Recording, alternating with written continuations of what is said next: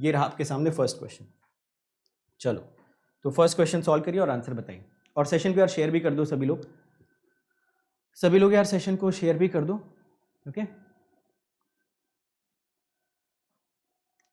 Crash course का vectors देखा, और यार वो तो क्रैश कोर्स था ना, तो क्रैश कोर्स से तो कई गुना ज़्यादा आपको मिलता है कॉम्प्रिहेंसिव कोर्स में। तो मे बी अगर कभी मुझे मे बी नियर फ्यूचर में शायद हम लोग साथ में मैथ्स भी पढ़ें कॉम्प्रिहेंसिव तरीके से, so that will give you a lot more new concepts. Fine, हालांकि उसमें सब कुछ बता ही दिया था मैंने, still you can get lot more new concept. ठीक है, चलो यार फटाफट इस क्वेश्चन को अटेम्प्ट करो।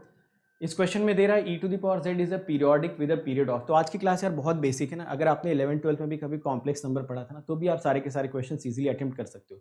तो ज़्यादातर लोगों का आंसर आ रहा है 2πi। ठीक है, अच्छा 2πi। चलो बाकी लोगों का क्या सोचना है?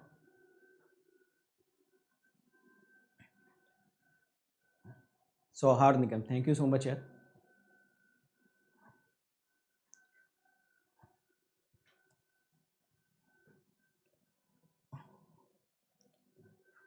बी ऑप्शन आ रहा है, चलिए ट्राई करते हैं इस क्वेश्चन को। तो देखो पीरियोडिसिटी आप कैसे इंश्योर, हालांकि ऑप्शन से आपको दिख ही रहा होगा, बट स्टिल मैं आपको एक जेनरिक आइडिया दे देता हूँ that how will you approach this question. तो अगर e to the power z में आप z को z प्लस टी से रिप्लेस करो, है ना, अगर आप z को z प्लस टी से रिप्लेस कर दो और वापस से ही e to the power z आ जाए, फिर अपना काम चल जाएगा।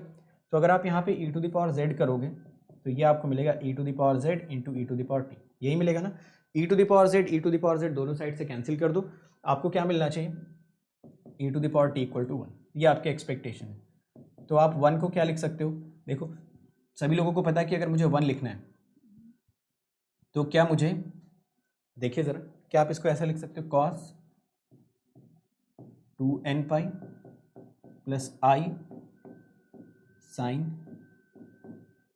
2n पाई, चेक करके देखिए, ऐसे लिख सकते हैं ना, क्योंकि cos 2 पाई आपको हमेशा 1 मिलेगा और i साइन 2 पाई n आपको हमेशा क्या मिल जाएगा, 0। तो ये एक्सप्रेशन आपको यहाँ से मिल सकता है। ठीक है, ये एक्सपोनेंशियल के अंदर नहीं, ये बाहर ही लिख लो। ठीक है, ऐसा कुछ cos 2n pi plus i sine 2n pi, kind of ये एक्सप्रेशन हम लोग लिख सकते हैं। अब अगर इस एक्सप्रेशन को आप कंपेयर करने की कोशिश करें तो देखो आप इसको क्या लिख सकते हो, e to the power i 2n pi, check करिए ऐसे लिखना पड़ेगा ना। अगर आप e to the power j theta लिखते हैं तो cos theta plus i sine theta आपको मिल जाएगा। तो अल्टीमेटली आपका जो टाइम पीरियड आना चाहिए वो आना चाहिए i times 2 pi into n। Fine, ये आपका आंसर आना चाहिए फाइनल। बट क्योंकि क्वेश्चन में उसने सिर्फ टाइम पीरियड पूछा है which is nothing but fundamental time period, तो फंडामेंटल टाइम पीरियड के लिए आप n की वैल्यू कितनी ले लेना है, 1, और आंसर आपको कितना मिल जाएगा, 2 पाई। आंसर क्या हो गया, बी ऑप्शन। समझ गए ना सभी लोग? तो बड़ा ही बेसिक क्वेश्चन, सभी लोगों ने इजीली इस क्वेश्चन को सॉल्व कर लिया होगा। ठीक है, चलो अगले क्वेश्चन पे आते हैं। नेक्स्ट क्वेश्चन यार, ये भी बहुत बेसिक सी इनइक्वालिटी, फटाफट इस क्वेश्चन को सॉल्व करो। आज मैं टाइमर लगाना भूल गया यार, आज मैं थोड़ा बिजी था, तो आपको आज टाइमर नहीं दिख रहा होगा क्योंकि मैं टाइमर लगाना ही भूल गया आज। चलो कोई बात नहीं, खैर टाइमर हम लोग अंदाजे से रख लेते हैं, एक सफिशिएंट अमाउंट ऑफ टाइम जिसमें क्वेश्चन क्रैक कर पाएँ। अच्छा, आज की क्लास थोड़ी सी शॉर्ट होगी, short in the sense maybe 1 hour की क्लास होगी, बाकी कल ऑनवर्ड्स आपकी सेम उतनी ही ड्यूरेशन की क्लास चलेगी। ठीक है, चलो जल्दी से इसको सॉल्व करो यार, आंसर बता दो।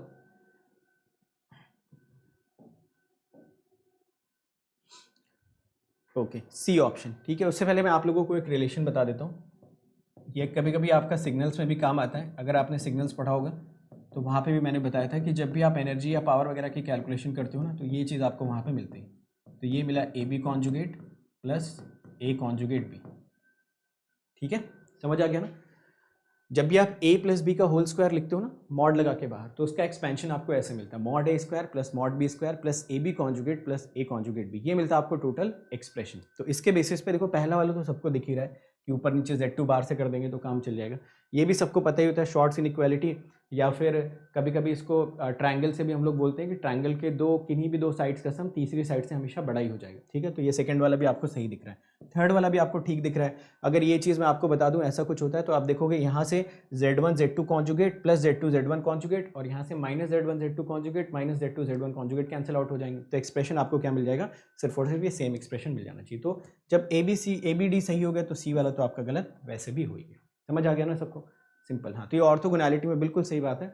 आशुतोष ने देखो बताया भी, ऑर्थोगोनैलिटी में अगर आप ईसीएल इलेक्ट्रिकल से हो तो जब मैं सिग्नल्स पढ़ा रहा था तो मैंने ये कॉन्सेप्ट वहाँ पे आपको समझाया था कि ऑर्थोगोनैलिटी में अपने सिग्नल को एक्सपैंड कैसे करना चाहिए। ठीक है, चलिए आते हैं अगले सवाल पे। अगला सवाल भी यार बहुत बेसिक, बहुत सिंपल, फटाफट सॉल्व करो, आंसर बता दो सभी लोग यार।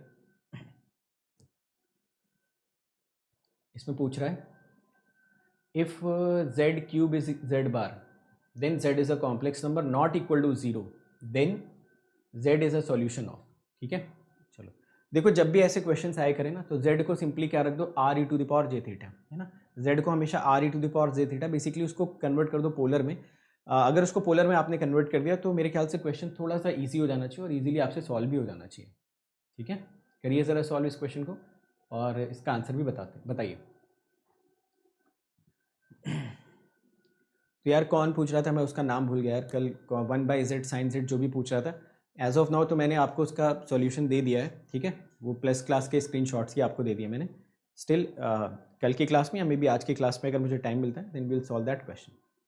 तो मैंने आपको पहले ही बोला था कि वो सीरीज़ एक्सपेंशन से करना पड़ेगा और उसमें एक थोड़ा सा डिफरेंट लॉजिक लगाना पड़ता है, तो दोनों चीज़ें आप वहाँ से समझ सकते हो। सी ऑप्शन आ रहा है ज़्यादातर लोगों का, चेक करते हैं। अच्छा, इसमें इस क्वेश्चन में z की वैल्यू कितनी आई, इस क्वेश्चन में अगर आप देखें तो z की वैल्यू कितनी है, मैं ज़रा देखता हूँ यहाँ पे, चेक करिए। क्वेश्चन में आपको मेंशन कर रखा है z cube equal to z bar, तो क्वेश्चन में आपको मेंशन कर रखा है z cube equal to z bar. ठीक है, z इक्वल टू आपको मिल जाएगा r e to the power i theta, तो ये आपको मिलेगा r cube e to the power i 3 theta equal to z bar का मतलब क्या हो गया, कॉन्जुगेट है ना, तो r का कॉन्जुगेट तो r ही रहेगा, ये मिल जाएगा e to the power minus i theta. बाकी अगर हम लोग यहाँ पे R square equal to i4 theta देखें तो आई होप ये 1 तक तो सभी को देखने में कोई प्रॉब्लम नहीं है। इस r को r से कैंसिल कर दिया, बचा r स्क्वायर, ये i थीटा इधर आ गया तो हो गया i4 थीटा इक्वल टू आपको मिला 1। तो अगर यहाँ से आप देखें तो आपको मिलेगा r square e to the power i4 theta equal to 1। अच्छा, 1 को अगर मुझे लिखना होगा तो 1 को हम क्या लिख सकते हैं, 1 into e to the power i 2n pi, ऐसे लिख सकते हैं ना, cos 2n pi plus i sine 2n pi. चलो ठीक है, ये पॉइंट भी मुझे समझ में आया। बट यहाँ से अगर मैं r की बात करूँ, r तो मैग्नीट्यूड होता है, तो r तो प्लस माइनस होगा नहीं ना, आर स्क्वायर इक्वल टू 1 करोगे अगर आप, तो इसका मतलब r equal two plus minus 1 मत ले लेना, क्योंकि r ऑलरेडी मैग्नीट्यूड है, r is already mod z। ठीक है, तो अगर आपका r स्क्वायर की वैल्यू 1 आ रही है तो 110% r की वैल्यू भी 1 आएगी, ये मिल गया। बट जब आप यहाँ से 4 थीटा कैलकुलेट करोगे तो आपको मिलना चाहिए 2n पाई, यहाँ से थीटा आपको मिल जाएगा n पाई बाई 2।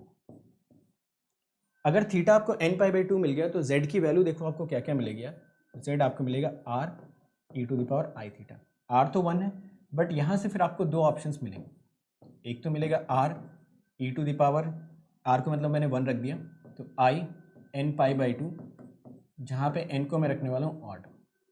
ठीक है, similarly there i n pi by 2, जहाँ पे हम n को रखने वाले हैं इवन। तो ऑब्वियसली जब आप इसको ऑड रखोगे तो आपको मिलेगा z इक्वल टू जे, और जब आप इवन रखोगे तो आपको मिलेगा z equal to minus J. Even का मतलब n की वैल्यू 2 रख दोगे तो e to the power i pi, जो कि माइनस जे के बराबर होगा, but e to the power J pi by 2 आप पुट करोगे तो ये आंसर आपको मिल जाएगा माइनस जे के बराबर। तो एक बार ज़रा इसको चेक करिए और बताइए मुझे कि are you comfortable in this. I think इस पर 0 मिल जाना चाहिए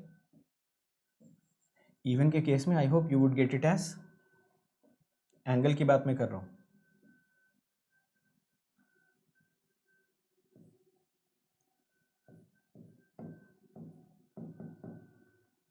तो e to the power i pi 3 5 j minus j, तो यहाँ से दोनों आ जाएगा और यहाँ से 1 माइनस 1 आएगा। आई थिंक अब ठीक है ना, तो 4 रूट्स यहाँ से आ जाने चाहिए। तो ज़रा एक बार इसको चेक कर लो, क्या ये कैलकुलेशन आपको पूरी समझ आ रही है। देखो मैं अगेन जितने भी उम्मीद के सेशन से हम लोग कर रहे हैं, आंसर इज हमारा हमेशा लास्ट प्रायोरिटी होता है ना, हमेशा प्रायोरिटी होता है कि क्वेश्चन से क्या क्या चीज़ें हम सीख सकते हैं, क्या क्या एक्स्ट्रा चीज़ें वहाँ से हम बाहर निकाल के ला सकते हैं। समझ आया ना, यस। तो आप लोग ये समझिए, इस क्वेश्चन में अगर आप नोटिस करते तो यहाँ पे कभी कभी जे मिलता, कभी कभी माइनस जे मिल जाता, और यहाँ से कभी कभी आपको 1 और -1 भी मिल जाता ना। जैसे मान लो n की वैल्यू अगर मैं 4 डाल दूँ तो मुझे +1 भी मिल जाएगा, n की वैल्यू 2 डाल दोगे तो -1 मिल जाएगा। So I hope you are getting these points कि यहाँ से 4 वैल्यूज आपको मिल रहे हैं फाइनली। ठीक है, समझ गए ना सभी लोग। अच्छा, इन चारों वैल्यूज़ को किसी एक पर्टिकुलर इक्वेशन को सेटिस्फाई करना पड़ेगा ना, तो वो इक्वेशन कौन सी दिख रही है? साफ साफ सबको दिख रहा है कि अगर तुमने पावर 4 लगा दी तो सब मिलजुल के 1 दे देंगे। दिख रहा है ना सबको? इसकी पावर 4 करोगे तो भी 1, इसकी पावर 4 करोगे तो भी 1, इसकी पावर 4 करोगे तो भी 1, इसकी पावर 4 करोगे तो भी 1। Otherwise you could have also gone by this method z minus J, J Z plus J, Z minus 1 Z plus. समझ आ गया? तो ये मिलेगा आपको Z square plus 1 and this will become Z square minus 1 kind of. फिर ये चीज़ें तो आप बढ़ा ही सकते हो आगे, है ना। चलो, आंसर बिल्कुल सबका ठीक है, जेड पावर 4 इक्वल टू 1। बस जस्ट मैं इसके अराउंड थोड़ा सा थॉट आपको देना चाहता था कि अगर आप सारी वैल्यूज़ कैलकुलेट करते तो किस डायरेक्शन में आप सोच सकते थे। आइए चलते हैं अगले सवाल की तरफ, और ये रहा नेक्स्ट क्वेश्चन आपकी स्क्रीन पे अब, ठीक है। चलो क्वेश्चन सॉल्व करो, आंसर बताओ। क्वेश्चन में एक सिंपल सा कॉम्प्लेक्स नंबर आपको मेंशन कर रखा है, एक सिंपल सा कॉम्प्लेक्स नंबर मेंशन कर रखा है √3/2 प्लस i इंटू 1/2। आपसे पूछ रहा है z टू द पावर 4, इसकी वैल्यू आपको बतानी है, ठीक है।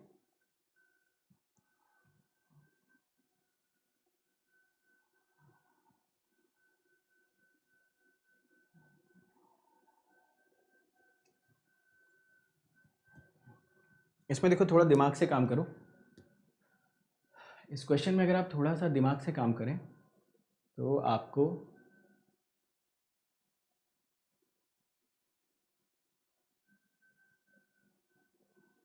√3/2 plus i/2 cos π/6 sin π/6 power 4, ठीक है, हो जाना चाहिए ये क्वेश्चन में। कितना आ गया? इसका आंसर बताना, जल्दी बताइए। देखो क्या आप इसको ऐसा लिख सकते हो z को, so I hope you can write this z as e to the power j π/3 लिख सकते हैं ना। तो e to the power j π/3 basically क्या हो जाएगा? cos π/3 मतलब √2/3। चलो आई कर लो यार, मैथ्स में आई रहता है और कहीं कहीं जे रहता है, तो आई π/3 ऐसा कुछ आपको मिलना चाहिए। π/6 आई, ये π/6 कर लो। अब ठीक है, तो cos π/6 √3/2 sin π/6। अब z पावर 4 कर लो डायरेक्टली, है ना। तो ये आपके 12th लेवल के क्वेश्चन हैं सारे के सारे, बट ये पूछे जाते हैं एग्जाम में। 4 अंदर जाएगा 2π/3। अब आंसर कैलकुलेट कर लो, -1/3 i √3/2। I think B option should be correct. आ रहा है सबका B option? So I think B option should be correct. हाँ, श्रेय पूछ रहे थे यार वो क्वेश्चन, तो श्रेय मैंने यार वो उसका स्क्रीनशॉट शेयर कर दिया है, ठीक है।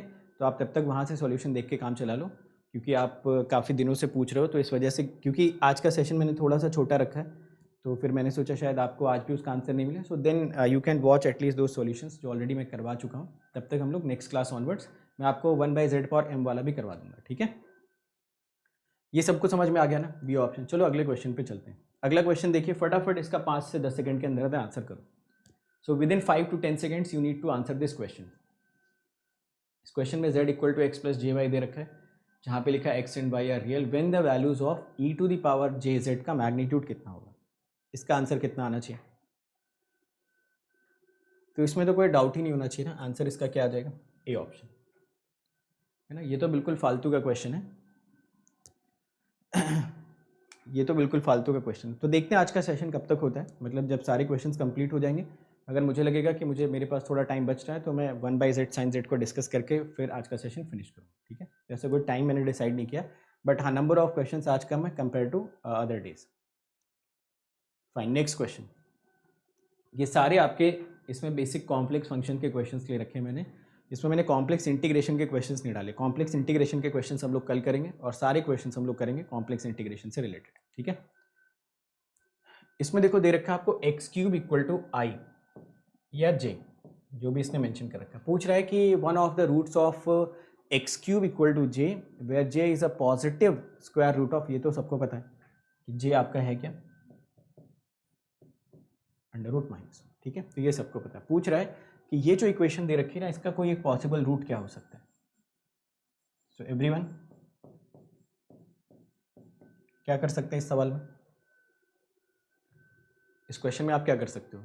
देखो इस क्वेश्चन में फिर से वही कॉमन सेंस अगर थोड़ा सा लगाओ, आप थोड़ा सा कॉमन सेंस लगाओ, तो देखो क्या यहाँ पे इस ऑप्शन में ये चीज़ आपको दिख रही, अभी अभी आपने करके देखा e to the power j π/6, yes और चेक करके देखो।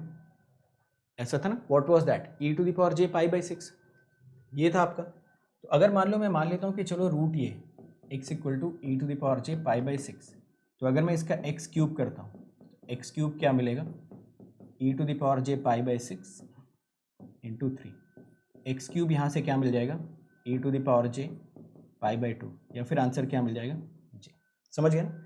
तो हर क्वेश्चन में ना ऐसा ज़रूरी नहीं कि आप इसका प्रॉपर रूट वगैरह कैलकुलेट ही करो। ज़्यादातर क्वेश्चंस में ऑप्शंस आपको बहुत आसानी से दिख जाएंगे। जैसे अगर इसी ऑप्शन को मुझे लिखना होता तो it was e to the power J pi by 2, इस ऑप्शन को अगर मुझे लिखना होता तो e to the power minus j pi by 2। समझ गए ना। तो ऐसे ऑप्शंस को आप बहुत आसानी से मैनेज कर सकते हो, और ऑप्शंस की मदद से आप ऐसे क्वेश्चंस को ज़रूर सॉल्व करने की कोशिश करो, ठीक है। ब्लाइंडली कैलकुलेशन करना स्टार्ट मत कर दो। अगला क्वेश्चन, ये भी बहुत सिंपल क्वेश्चन, देखने में बड़ा खतरनाक सा लग रहा है बट है बड़ा सिंपल सा क्वेश्चन, ठीक है। हाँ, टेलीग्राम पे शेयर किया यार, है ना। टेलीग्राम पे हर एक जितने भी चैनल्स हैं, मतलब जितने भी चैनल्स पे मैं कनेक्टेड हूँ, लगभग सारे ही चैनल्स पे मैंने कर दिया। तो एक बार आप उसको गो थ्रू कर लेना, अदरवाइज मैं अगर लास्ट में टाइम बचता है तो मैं आज ही करवा देता हूँ।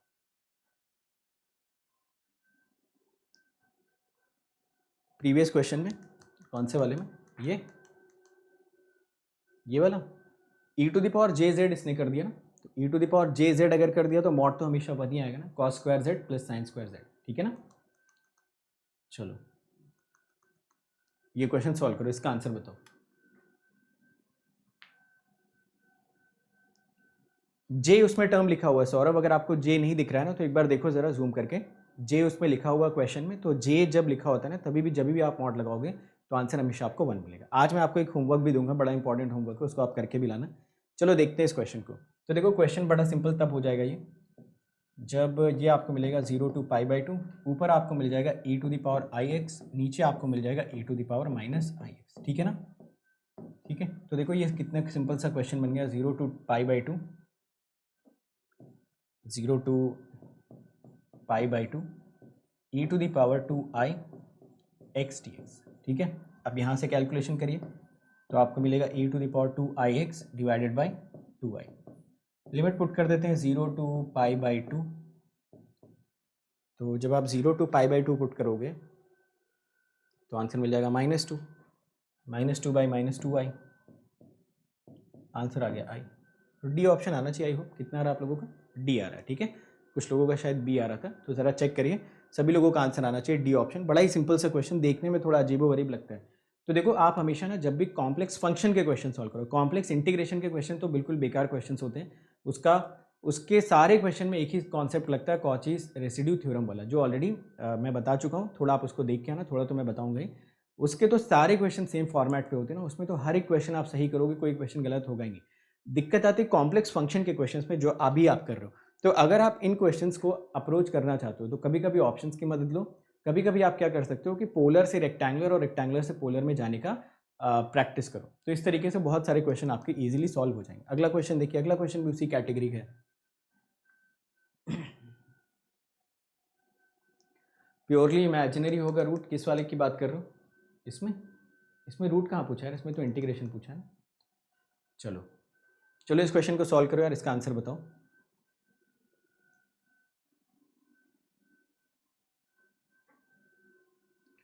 तो देखिए x is equal to under root -1, then the value of x to the power x is, ठीक है। तो ऐसा कुछ पूछा है, तो ये भी तो सिंपल ही क्वेश्चन है यार। सब लोग बता दो यार जल्दी जल्दी, ये सब 12th के क्वेश्चन है यार, है ना। ये सब 12th के क्वेश्चन है, ये सब हम उस टाइम पे किया करते थे। तो ये भी अपना एक तरीके से वहीं से चला आ रहा है। तो ये भी आपका पीछा तभी छोड़ेगा जब आपका कहीं सिलेक्शन हो जाएगा तब, और अगर मान लो सिलेक्शन होने के बाद आप टीचर नहीं बने तब, ठीक है। तो अगर आप सोच रहे हो कि आप कैलकुलस से कॉम्प्लेक्स से पीछा छुड़ा लो, तो पीछा तभी छूटेगा जब आप कहीं जॉब ले लो, और जॉब लेने के बाद पता लगा टीचर बन गए, तो फिर से यही सारी चीज़ें आ जाएंगी वापस आपकी लाइफ में।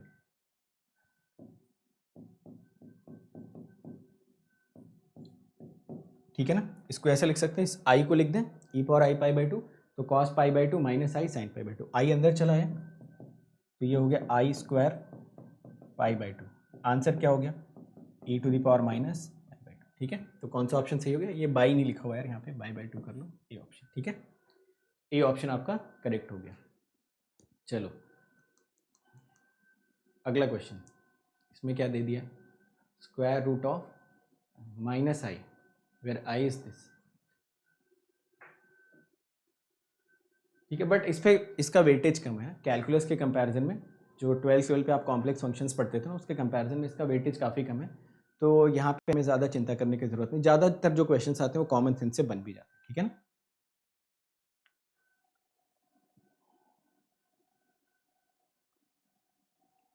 टीचर में मैथ्स यही सब्जेक्ट होगा वो भी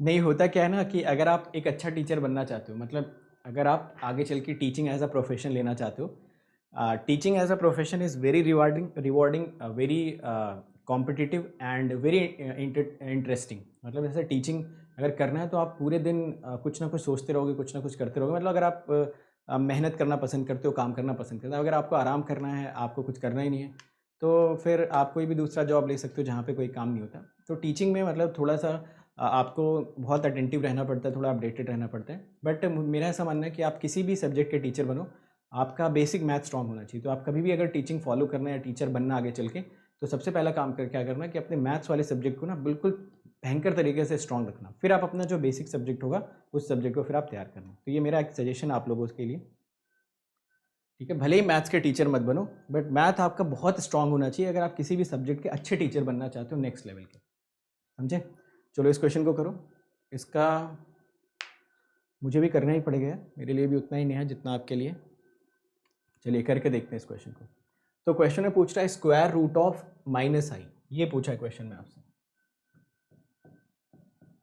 तो स्क्वायर रूट ऑफ -i अगर आपसे पूछ रहा है तो वही काम करो यार, i तो आपको लिखना आता ही है, जनरलाइज करना पड़ेगा ना।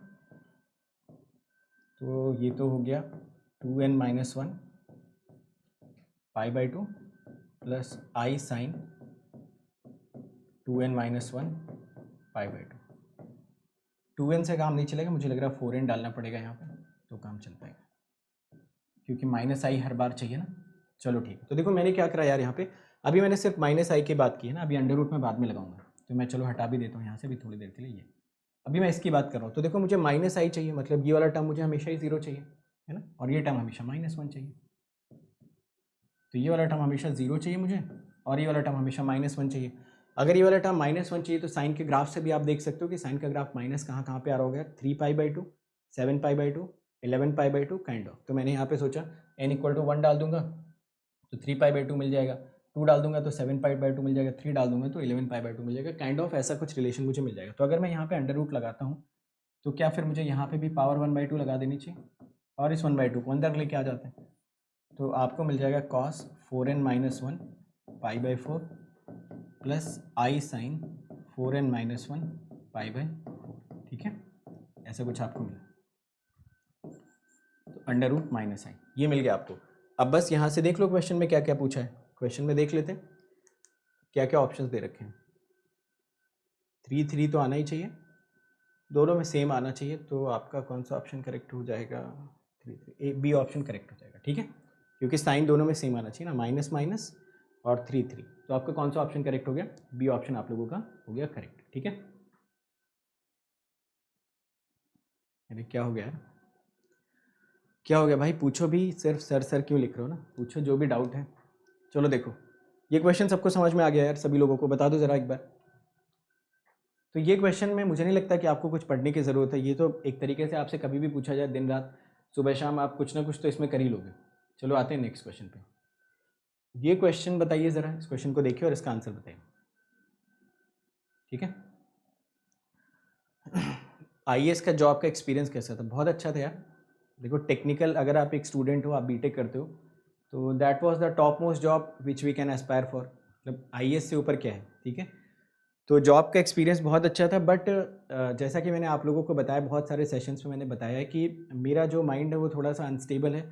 मैं एक जगह पे टिक के नहीं रहता हूँ जब तक मुझे वो काम पसंद नहीं आता। मतलब अगर मैं वो काम 24 घंटे नहीं कर सकता तो फिर मैं उस चीज़ को ज़्यादा इन्जॉय नहीं कर पाता हूँ, ठीक है। तो जॉब बहुत अच्छी है, मेरे साथ के जो लोग हैं वो बहुत अच्छा कर रहे हैं, और कभी हो सकेगा तो मैं सेशंस भी कराऊंगा अपने दोस्तों के साथ जो अभी मेरे रेलवेज़ में हैं, जो लोग प्रमोट हुए, तो सभी लोगों से मेरी बात होती है, सभी दोस्त अच्छे हैं, इनफैक्ट आईटीएस वाले भी, तो उन लोगों से मैं बात कराऊंगा। तो जॉब अच्छी होती है ना, पर्सपेक्टिव डिपेंड करता है डिफरेंट डिफरेंट लोगों का कि कहाँ पे किसको ज़्यादा मज़ा आता है ना। तो पर्सपेक्टिव डिपेंड करता है, जैसे कि मान लो अगर आप किसी से पूछोगे कि कोई सिर्फ और सिर्फ शेयर मार्केट ही पढ़ता रहता है सुबह से शाम तक, कोई कोई सिर्फ और सिर्फ वो फाइनेंस के बारे में पढ़ता रहता है सारी चीज़ें छोड़ के, क्योंकि उसको मज़ा आता है वो चीज़ करने में ना। तो अल्टीमेटली किसी किसी लोगों का होता है कि जो चीज़ करने में मज़ा है ना वो करना चाहिए, समझ गए ना। तो हम लोग करेंगे यार, ऐसे लोगों से भी, अपने दोस्तों से भी मिलवाएंगे जिन लोगों ने गेट में टॉप रैंक लाने के बाद, टॉप रैंक का मतलब मैं आपको एक ऐसे अपने फ्रेंड से मिलाऊंगा जिसकी गेट में आई थिंक 139 रैंक थी, ठीक है, 139 रैंक थी। एंड आज की डेट में अगर आप देखोगे, मतलब with in the span of 8 years he has actually gone through the leaps, मतलब उसने बहुत सारी लीप्स ले ली, क्योंकि उसने क्या किया, एमटेक किया।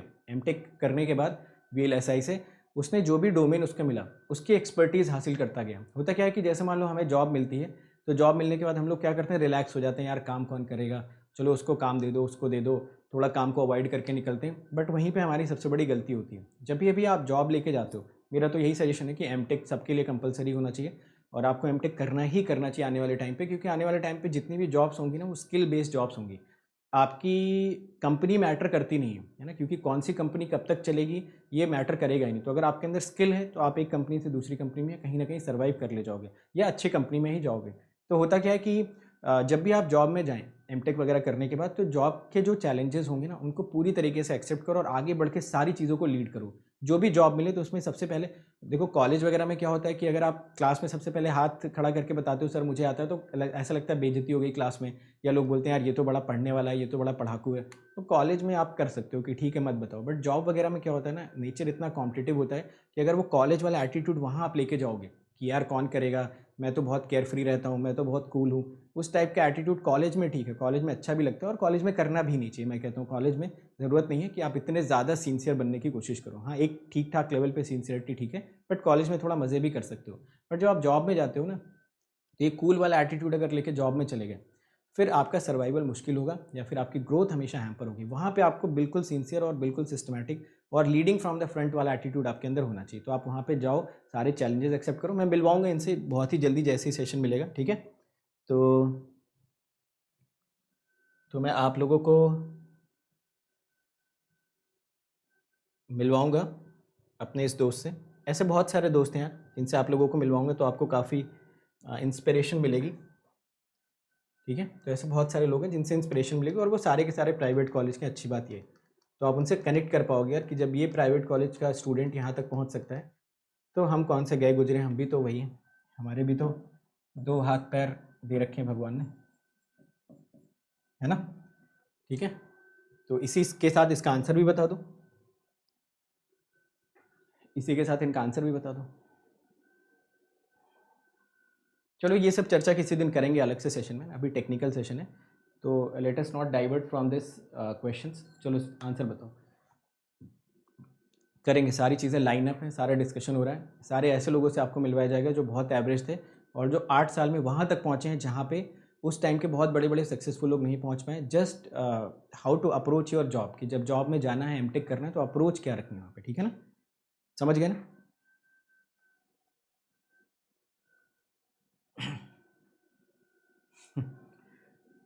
चलो देखो क्वेश्चन देखो,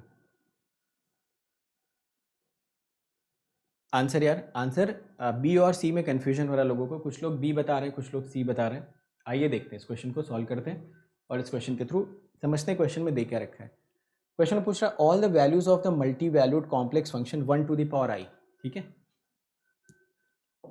1 टू द पावर आई। तो आइए देखते हैं 1 टू द पावर आई क्या होता है यार।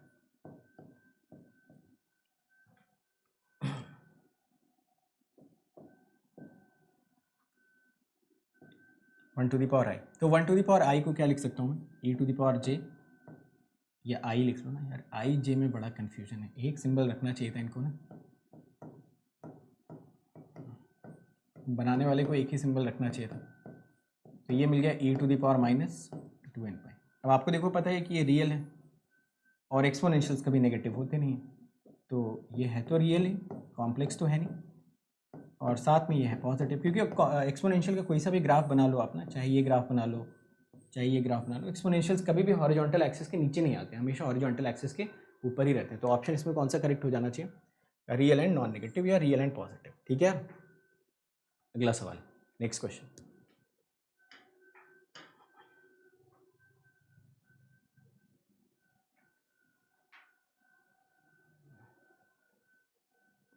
कोई पूछ रहा है कि सर आप अपनी सैलरी बता दो।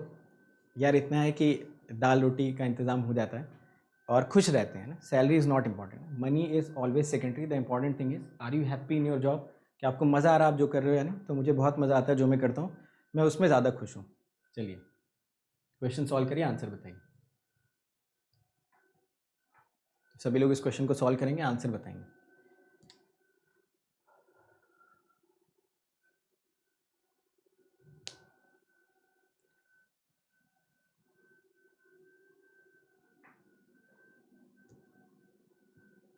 चलो चलो इसका आंसर बताओ यार।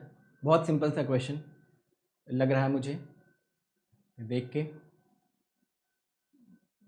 Z1 Z2 कैंसिल हो जाएगा, डी वाला कैंसिल हो जाएगा, बी डी कैंसिल हो जाएंगे, ए सी कैंसिल हो जाएंगे, बी सी बच जाना चाहिए, d equal to b c equation आ जानी चाहिए।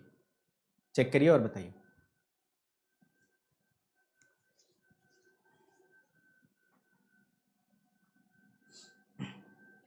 देखो अगर आप अनअकैडमी ऐप पे आओगे ना यार, अगर मुझसे पूछोगे कि मुझे कहाँ ज़्यादा मज़ा आता है पढ़ाने में, तो वहाँ इसलिए ज़्यादा मज़ा आता है ना क्योंकि मैं पढ़ाते पढ़ाते वहाँ आप लोगों के रिएक्शन जज कर पाता हूँ। यहाँ पे क्या होता है, अभी मैं जैसे मुड़ गया लिखने के लिए, तो आप कमेंट क्या कर रहे हो मुझे दिख नहीं रहा है, फिर मैं मुड़ के देखूंगा आपके कमेंट।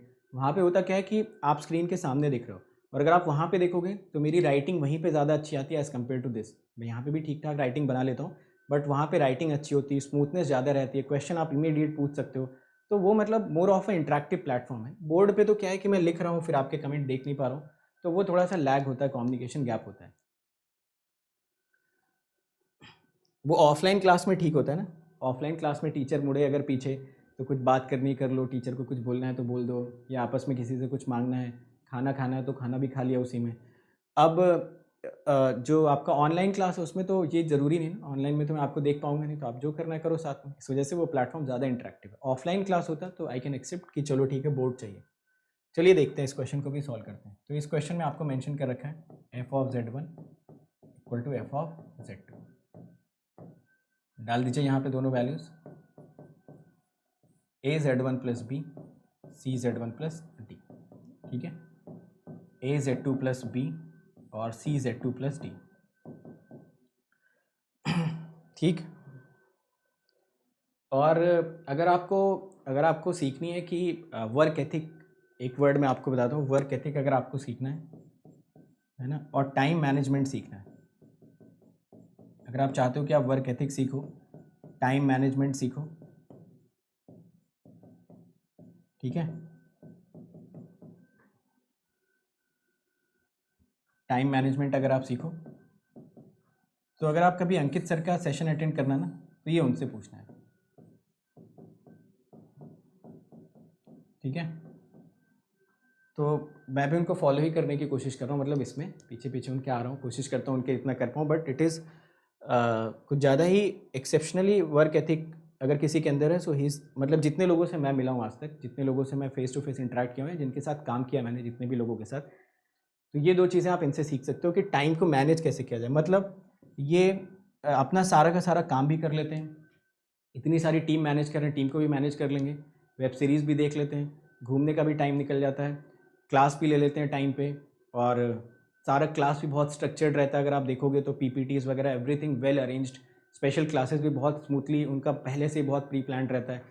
तो ये चीज़ ना बहुत ही एक्स्ट्रा ऑर्डिनरी उनका, बहुत ही ज़्यादा एक्स्ट्रा ऑर्डिनरी जिसको बोलते हैं। बाकी ये तो है ही है, खैर इसमें तो कोई डाउट ही नहीं।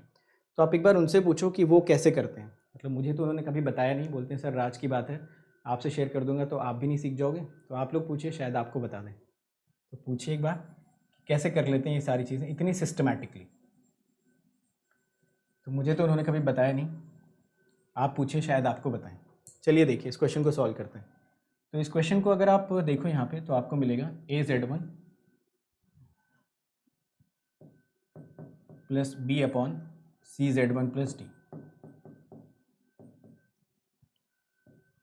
और देखो अगर आप लोगों ने नोटिस किया हो तो बीच में उनको कोरोना भी हो गया था, तब भी उन्होंने एक भी क्लास मिस नहीं की, एक सिंगल क्लास, ना यूट्यूब की, ना प्लस की, ना स्पेशल क्लास की। दैट इज़ यार हाईली हाईली कमेंडेबल। तो अगर आप यहाँ से देखें AD/Z1 plus BC/Z2 plus BD equal to AC/Z1 Z2 plus BC/Z1 plus AD/Z2 plus BD। तो जैसा कि मुझे दिख रहा था डायरेक्टली आपको भी दिख रहा होगा, AC वाले सारे के सारे टर्म्स क्या हो जाएंगे, कैंसिल आउट हो जाएंगे। तो ये AC वाले टर्म्स कैंसिल आउट हो गए, ये BD वाले टर्म्स कैंसिल आउट हो गए। दोनों साइड से आपको दिख जाना चाहिए that AD should always equal to BC। तो अगर AD और BC इक्वल हो गए तो D की वैल्यू यहाँ से कैलकुलेट कर लो। I think it should come out to be BC/A। B की वैल्यू अगर आप यहाँ से देखें तो 4, C की वैल्यू अगर आप यहाँ से देखें तो 5 और A की वैल्यू अगर आप देखें तो मिल जाएगा 2। आंसर आपको D का मिल जाएगा 10। कितने लोगों का 10 आ रहा था? 2 ही लोगों ने आंसर दिया है।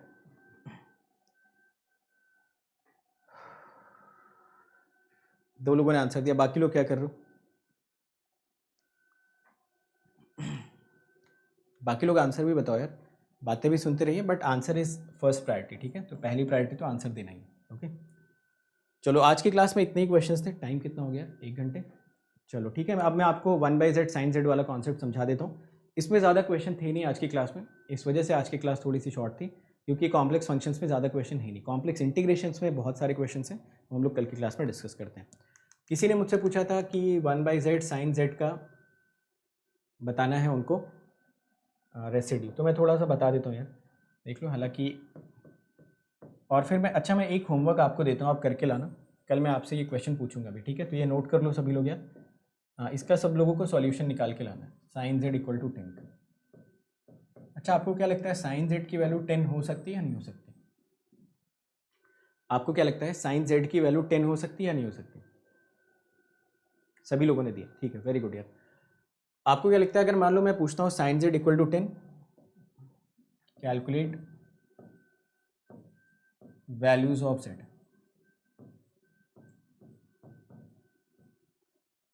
चलो बताओ, आपको क्या लगता है sin z इक्वल टू 10 हो सकता है या नहीं हो सकता? नहीं हो सकता? हो सकता है। देखो जरा, अगर मैं आपसे पूछूं sin x इक्वल टू 10, तो आपको पूछना चाहिए सर पहले ये बताओ ये x रियल है या क्या है? अगर तो ये रियल है फिर तो कोई मतलब ही नहीं, क्योंकि आपको पता है कि जब भी sin x की बात करते हो और x रियल होता है तो ये लाई करता है -1 से 1 के बीच में, इसकी जो रेंज होती है ना, तो इसकी रेंज होती है -1 से 1 के बीच में। बट अगर x कॉम्प्लेक्स है फिर तो हो ही सकता है ना, और कॉम्प्लेक्स का मतलब क्या है? Something which is not realisable, which is not physical, फिर हो सकता है। कैसे होगा ये आपको निकाल के लाना। तो मैंने इतना बता दिया, इसका सॉल्यूशन एग्जिस्ट करेगा, कर सकता है, आप कैलकुलेट करके लाइए। कितने लोगों को लॉजिक समझ में आ गया है ना? तो sin z इक्वल टू 10 देखती है ना, ये नहीं बोल देना होगा नहीं, हो सकता है, बट पहले आप ये बताओ कि z आपका रियल है या कॉम्प्लेक्स है। अगर तो रियल है फिर तो कोई पॉसिबिलिटी नहीं, क्योंकि sin x में अगर x ही रियल हो गया तो जो sin x की ओवरऑल रेंज आनी चाहिए वो -1 से 1 के बीच में आनी चाहिए। बट अगर sin z कॉम्प्लेक्स है फिर हो सकता है, क्योंकि कॉम्प्लेक्स में तो कुछ भी हो सकता है, क्योंकि कॉम्प्लेक्स तो ऐसी चीज़ ही है जिसको हम लोग फिजिकली रियलाइज़ नहीं कर सकते। फाइन, तो ये आप करके लाइएगा। तो this question is for you. ये कल की क्लास में आते ही पहला क्वेश्चन यही है कल की क्लास का। इसके बाद हम लोग कल की क्लास आगे फॉरवर्ड करेंगे। चलो बीच में कहीं पे पेज खाली हो तो मैं आपको रेसिड्यू भी समझा देता हूँ। आई थिंक शुरू में पेज खाली होने चाहिए। चलो हाँ, यहाँ पे देख लो यार। श्री ने पूछा था ये क्वेश्चन, तो प्लस में ना सारे एक्सेप्शनल केसेस एक साथ मैंने करवा रखे थे, आपको मैंने भेजा भी है। चलो देखिए, देखो होता क्या है, जब भी आप रेसिड्यू वगैरह की कैलकुलेशन करते हो तो आप हमेशा डिनोमिनेटर पॉलिनोमियल के पास जाते हो, है ना? ये गया डिनोमिनेटर पॉलिनोमियल के पास, इसको रखा आप 0, तो यहाँ से एक तो मिल गया z इक्वल टू 0, एक तो मिल गया z equal to n pi. But important यहाँ पे ये होता है कि जो z equal to n pi आप लिख रहे हो, इस z equal to n pi में भी आपको 2 रूट्स दिखने चाहिए, एक तो 0 फॉर n इक्वल टू 0 और एक n pi for n not equal to 0। Yes और no? For n not equal to 0, ऐसे ही ना? तो आप मुझे बताना, यहाँ से जो आपका z इक्वल टू 0 वाली बात हो रही है वो आपके कैसे पोल्स हैं, सिंपल या रिपीटेड? बस मुझे इतना बता दो। अगर आप इतना बता पाओगे फिर मेरे लिए आपको समझाना बड़ा आसान हो जाए। एक तो ये वाला z है ना, जिसकी वजह से z इक्वल टू 0 है, एक साइन z वाला z, एक ये वाला साइन z इक्वल टू 0 वाला, ठीक है ना? तो एक तो ये मिला z इक्वल टू 0, एक साइन z जब 0 पुट किया तो z इक्वल टू n पाई। तो बस मैं ये जानना चाहता हूँ ये z इक्वल टू 0 है कैसा पोल? तो आपने बोला सर ये तो रिपीटेड है, क्योंकि 2 बार रिपीट होगा। और ये कैसा है सिंपल, आप सभी लोगों को पता होगा रेसिड्यू में बड़ा इंपॉर्टेंट रोल प्ले करते हैं ये लोग, कि कोई भी पोल रिपीटेड है, कोई भी पोल सिंपल है, कोई पोल का नेचर कैसा है, उसकी वजह से रेसिड्यू बड़ा इंपॉर्टेंट फैक्टर हो जाता है। तो अगर आप नोटिस करते तो D Z equal to zero अगर आप पुट करते तो जेड इक्वल टू आपको मिलता जीरो, और साइन जेड भी आपको कितना मिल जाता है यार, यहाँ से जीरो मिल जाता है ना। तो sine Z equal to zero अगर आपको मिला तो जेड की वैल्यू एन पाई मिल गई, बाकी z equal to zero, z equal to N pi तो चलता रहेगा। एट द सेम टाइम अगर मान लो मुझे रेसिड्यू कैलकुलेट करना ही है, अगर मुझे रेसिड्यू कैलकुलेट करना ही है तो क्यों ना मैं पहले सिंपल पोल पे कैलकुलेट कर लूँ। What is this simple pole, z equal to N pi where n is not equal to zero, है ना। तो ये आप सभी लोगों को कैलकुलेट करना आता है कि limit z tending to N pi करेंगे, और यहाँ पे जो फंक्शन दे रखा है, देखो मैंने आपको दो शॉर्टकट्स बताए थे, अगर आपको याद हो मैंने आपको दो शॉर्टकट्स बताए थे रेसिड्यू कैलकुलेट करने के। एक शॉर्टकट मैंने बताया था कि जिस जिस भी सिग्नल की वजह से पोल आ रहा हो, जिस भी सिग्नल की वजह से पोल आ रहा हो साइन जेड की वजह से आ रहा है, तो उसको डायरेक्टली डिफ्रेंशिएट कर लेना। याद है किसी को ये वाला, मैंने बताया था ना, अगर आपका पोल सिंपल पोल है और phi Z by psi Z का फंक्शन बन रहा है, मतलब phi one Z by phi two Z का फंक्शन बन रहा है, तो फाई वन जेड को होल्ड कर लेना और फाई टू जेड का एक बार डिफ्रेंशिएशन कर देना। इस तरीके से सिंपल पोल के जो रेसिड्यूज होते हैं वो बहुत आसानी से कैलकुलेट हो जाते हैं। हालांकि मैं दोनों तरीके से आपको करके दिखा देता हूँ। तो one possible method is this, one possible method is this, ठीक है। तो phi one Z by phi two Z मुझे दिख रहा था, फाई टू जेड को ही मैंने डिफरेंशिएट क्यों किया, क्योंकि इसी की वजह से ये पोल्स आपके पिक्चर में आ रहे थे। तो आप इससे ज़रा कैलकुलेशन करिए, देखो आपको आंसर कितना मिलेगा, one upon N pi cos n pi, ठीक है। मतलब इसको डिफरेंशिएट कर दिया ना, डैश का मतलब डिफरेंशिएशन, तो यहाँ से आपको मिला one upon minus one to the power n n pi. समझ गए ना सभी लोग, ठीक है। ये तो मेथड वन हो गया। एक दूसरा मेथड भी आप लगा सकते थे जो आप जनरली लगाते हो, उससे भी मेरे ख्याल से आंसर सेम ही आना चाहिए, चेक कर लेते हैं। Limit z tending to N pi z minus N pi one by Z by sine Z, ठीक है। ऐसे ही तो करना है, चेक कर लो। देखो ना, रूट यहाँ पे बन रहा था z माइनस एन पाई, तो जब मैं रेसिड्यू कैलकुलेट करने गया तो सिंपली मैंने इसमें z माइनस एन पाई से मल्टीप्लाई कर दिया। फिर अब मैं डिफरेंशिएट वगैरह तो नहीं कर रहा हूँ। तो अगर आप यहाँ पे नोटिस करते तो आपको मिलता है limit z tending to N pi z minus N pi. यहाँ से भी आई होप आपको आंसर सेम ही मिलना चाहिए। तो जब आप z equal to N pi डालोगे, जीरो बाई जीरो बना, लगा दो यहाँ पे एल हॉस्पिटल। तो जब यहाँ पे एल हॉस्पिटल लगाओगे तो ऊपर तो बन गया वन, नीचे बन गया z cos z plus sign z। तो यहाँ से भी आप देखो सेम ही आंसर आपको मिल रहा है ना। एन पाई जब पुट करोगे तो one upon N pi minus one to the power N. तो पहले ये चेक करो कितने लोगों को ये समझ में आ गया, कितने लोगों को ये समझ में आ गया कि जो सिंपल पोल पे मैंने रेसिड्यू आपको कैलकुलेट करके दिया, आप चाहो तो phi one Z by phi two dash Z से कर लो, जिससे कि जल्दी आ जाएगा आंसर, क्योंकि ये तरीका आपको क्विक रिजल्ट देने के लिए बनाया जाता है। But this is valid only for the simple poles, हर पोल के लिए मत लगाना। सेकेंडली, ये वाला तरीका जो हमने डिस्कस किया, ये तो खैर अपना रूटीन तरीका होता ही है कि जो भी पोल वाला फैक्टर होता है उसको आप इंट्रोड्यूस करते हो अपने फंक्शन में, फिर फंक्शन को सॉल्व करते हो, काइंड ऑफ कैलकुलेशन, ठीक है ना। Yes, so I hope you are getting these questions correctly. अब आप बोलोगे सर रिपीटेड वाला बताओ, रिपीटेड वाला कैसे निकालेंगे। तो रिपीटेड वाले के लिए भी लॉजिक लगा लेते हैं। चलो पहले इसको समझ लो, फिर रिपीटेड वाला भी मैं आपको समझा देता हूँ। समझ आ गया ना।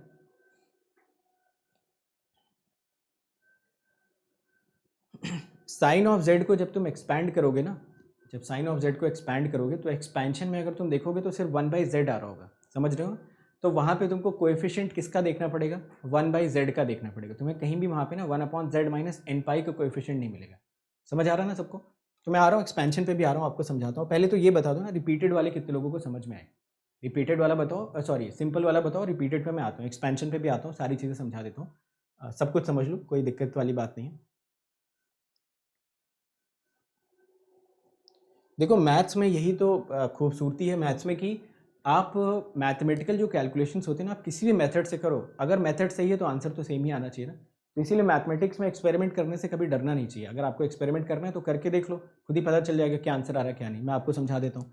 चलिए रिपीटेड वाले के लिए एक और कोई खाली पेज ढूंढते हैं, ये रहा। तो ये आपको दे रखा है F Z equal to one upon Z sine Z.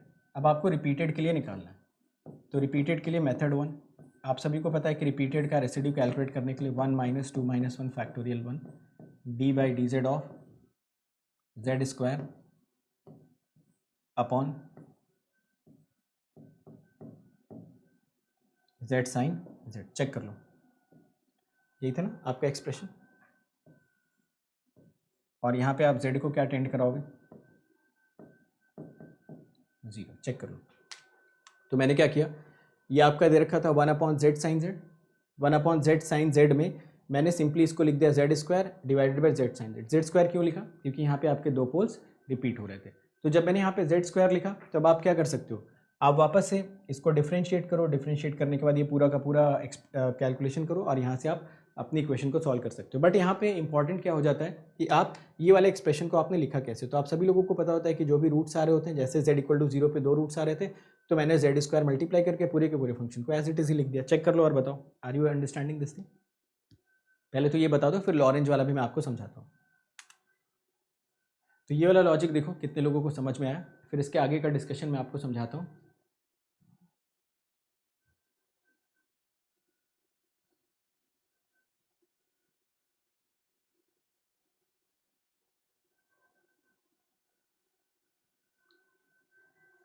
है ना, कर लोगे इसके बाद कर लोगे, कुछ करना नहीं है, जस्ट आपको डिफरेंशिएशन करते जाना है और ये लिमिट्स को पुट करते जाना है। मेरे ख्याल से 1-2 बार एल हॉस्पिटल भी लगाना पड़ेगा, but I hope you can do it. मैं आता हूँ दूसरे वाले मेथड पे, कर लोगे ना इसको, या करके बताना है। अब तो कर लोगे, z/sin z बना, डिफरेंशिएट करो इसको, डिफरेंशिएट करने के बाद इसमें लिमिट लगा दो तो आपको अपना आंसर मिल जाना चाहिए। तो just you need to differentiate it once, that's it, z/sin z। ठीक है, इनका डिफरेंशिएशन करिए, आंसर वगैरह कैलकुलेट करिए, देखिए जो भी आंसर आ रहा है उस आंसर को आप आगे एक्सपैंड करो। ये तो तरीका हो गया इसका। अब दूसरा जो तरीका है ना, जो मैं आपको समझाना चाहता हूँ असल में, है ना, जो लोग एक्सपेंशन वगैरह की बात करें, असल में यहाँ पे एक्सपेंशन की बात बिल्कुल होनी चाहिए और वहाँ से दो चीज़ें आपको पता चलनी चाहिए। एक्सपेंशन में ज़रा देखो आपको क्या क्या मिल जाएगा यार। एक्सपेंशन में आप लिख सकते हो 1/z 1 माइनस z³ 3 z⁴ ना, इसके आगे का कुछ भी कर लो, डॉट डॉट। मैं क्या करता हूँ, यहाँ से z ले लेता हूँ कॉमन, ये मिला z² 1 minus z² 3 minus z⁴ 5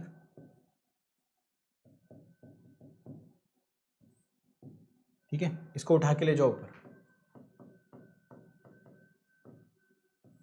क्योंकि मैं दो चीज़ें बताना चाहता हूँ ना। इसके पहले वाला तो जस्ट कैलकुलेशन है, वहाँ से सभी लोगों ने आंसर निकाल भी लिया होगा, काफ़ी सारे लोगों ने। ये देखो यहाँ से आपको मिलना चाहिए 1 माइनस z² 3 माइनस z⁴ कर लो यार, इसको z कॉमन ले लिया, so I should write it as 4। चलो, तो ये z⁴ डिवाइडेड बाई फैक्टोरियल 5।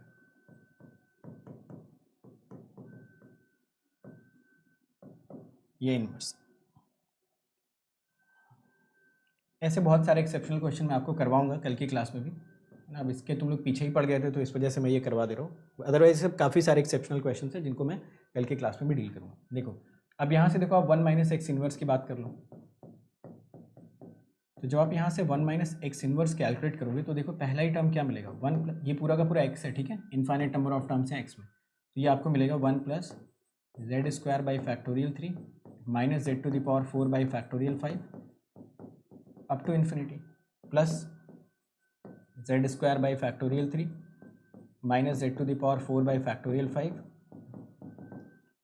ये हो गया स्क्वायर, और ये चाहो तो आप इन्फिनिटी तक लेके जा सकते हो। ठीक है, समझ गए ना सभी लोग। तो ज़रा इस क्वेश्चन को आप देखने की कोशिश करो। 1/z sin z से कहाँ क्या लिखा था और क्या बना डाला आपने इसको। आपने सिंपली क्या किया, इस sin z को एक्सपैंड किया, यहाँ से एक z बाहर लेके आए, 1 माइनस का फॉर्मेट बनाया, इसको ऊपर लेके गए और पूरा एक्सपैंड कर दिया। अगर आप लोगों ने कभी भी कॉम्प्लेक्स वेरिएबल्स या कॉम्प्लेक्स फंक्शंस में आपने कभी भी सीरीज़ पढ़ी होगी तो मैंने आपको बताया था सीरीज़ का मतलब कुछ होता नहीं है, आप बस जो भी फंक्शन दे रखा है ना उसको सिंपली एक्सपैंड कर दो, sin z cos z e⁴z ln z, या फिर अगर आपको कोई पॉलिनॉमियल दे रखा है तो पॉलिनॉमियल में भी आप बाइनोमियल एक्सपेंशन लगा के उसको एक्सपैंड कर दो। तो सेम काम मैंने यहाँ पे किया। अब जब मैंने ये काम कर दिया तो अब मुझे यहाँ पे देख के बताना, जब मैं इस 1/z² को इस पर मल्टीप्लाई करूँगा तो जो आपको पोल मिलेगा वो कहाँ पे मिलेगा। क्या आपको कोई भी पोल z=n पाई पे मिल रहा है? नहीं। इसका मतलब ये वाला जो मेथड है, इस मेथड का यूज़ करके आप रेसिड्यू सिर्फ और सिर्फ कहाँ पे निकाल सकते हैं, z=0 पे। इनफैक्ट अगर आप z² इस पर मल्टीप्लाई कर भी दो ना तो यहाँ पे आपको एक टर्म मिलेगा 1/z² का जो पोल प्रोवाइड करेगा, और ये तो खैर न्यूट्रल ही हो जाएगा 1/3 फैक्टोरियल। इसके बाद वाला जो कॉम्बिनेशन है वो तो खुद ही एंटायर फंक्शन है। एंटायर फंक्शन का मतलब पॉलिनोमियल है ना। तो यहीं से जो रेसिड्यू आना था वो आना चाहिए था। अब यहाँ से भी देखो जो रेसिड्यू आना चाहिए था वही तो आना चाहिए था। तो यहाँ से अगर आप रेसिड्यू कैलकुलेट भी करोगे, रेसिड्यू कैलकुलेट करने का तरीका क्या होता है कि जब भी आप किसी भी फंक्शन को एक्सपैंड करते हो तो उस फंक्शन में आपको 1/z - a का कोएफिशिएंट ढूंढना होता है। देखो यहाँ पे कहीं पे भी 1/z का कोएफिशिएंट है नहीं, तो रेसिड्यू आपको क्या मिल जाता है z = 0 पे। समझ आया? कितने लोगों को ये लॉजिक समझ में आया? चेक करिए और बताइए। चेक कर लो यार फटाफट और मुझे कंफर्म कर दो। Are you understanding this point? तो जो लोग भी क्वेश्चन पूछ रहे थे, I hope they are getting all the points what I wanted to say. मैंने आपको z = n π पे भी निकालने के 2 तरीके बता दिए, मैंने आपको z = 0 पे भी निकालने के 2 तरीके बता दिए। एक तरीका डिफरेंशिएशन वाला करोगे तो वहाँ से 0 आ जाएगा, आपने निकाल के चेक कर लिया होगा या आप चेक कर लेना। इस तरीके से तो मैंने प्रूफ करके दिखा दिया कि सिर्फ यही दोनों फंक्शंस होंगे जो पोल में कंट्रीब्यूट करेंगे और इसमें कहीं पे भी आपका 1/z का कोएफिशिएंट नहीं आ रहा है। जब भी आप किसी भी फंक्शन को एक्सपैंड करके रेसिड्यू कैलकुलेट करते हो तो residue is nothing but the coefficient of 1/z - a if residue is to be calculated at z = a। समझ गए ना? तो जो लोग एक्सपेंशन की बात कर रहे थे उनको समझ आ रहा है ना कि जब भी आप एक्सपैंड करोगे तो आप सिर्फ z = 0 वाला ही रेसिड्यू निकाल सकते हो ना। z = n π वाला तो आप वैसे भी नहीं निकाल पाओगे क्योंकि z = n π के लिए z - n π के फैक्टर्स चाहिए, वो आपको यहाँ से मिलने से रहे। तो बेहतर ये है कि आप z = n π वाले कहाँ से कैलकुलेट करें, z = n π वाले मेथड 1 या मेथड 2 से कैलकुलेट कर लो। अदरवाइज आप एक्सपेंशन अगर करने का मन है आपका तो करके यहाँ से निकाल सकते हो। तो ये 2 कॉन्सेप्ट्स मैंने आपको बताए थे। तो रेसिड्यू अगर आपसे कोई पूछता भी है तो आप बताएंगे यहाँ पे 1/-1 to the power n π if n is not equal to 0, 0 for n equal to 0। तो ऐसा कुछ रेसिड्यू आई थिंक आ जाना चाहिए। Obviously this is for z = n π and not equal to 0 and obviously this is for z = 0, 0। समझ गए? अब कोई doubt किसी को है ना? ऐसा एक क्वेश्चन ये भी बनता है कभी कभी 1/z⁻m कर देता है यहाँ पे, है ना? तो आप चाहो तो ये क्वेश्चन ट्राई कर लेना, ठीक है? ये क्वेश्चन अगर आपका मन है तो आप ट्राई कर लेना, बट कल की क्लास में मैं ऐसे क्वेश्चंस आपको करवाऊँगा, ठीक है? तो आपको चिंता करने की ज़रूरत नहीं। आप ये क्वेश्चन ट्राई कर लेना, ट्राई करके देखना कि इसका आंसर क्या आना चाहिए। करेक्ट? चलो फिर आज का सेशन हम लोग यहीं पे करते हैं ख़त्म।